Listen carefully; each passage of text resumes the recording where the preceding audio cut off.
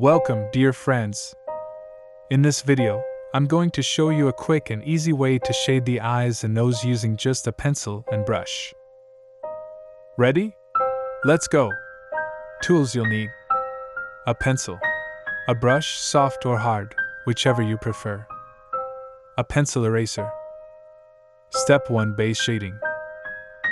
Start by gently shading the darker areas with your pencil using light, even strokes.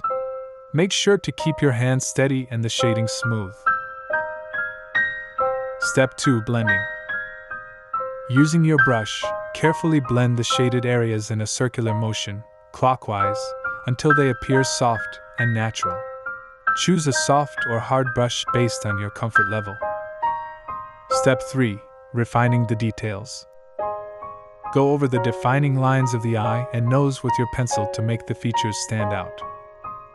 Step 4: Adding highlights. Now, using your pencil eraser, gently lift some graphite from areas that need highlights. This will make them appear shinier and more realistic, just as you see in the video. If you'd like a detailed tutorial on pencil shading techniques, let me know in the comments, and I'll make a video for you. Don't forget to like and subscribe for more hyperrealism tutorials.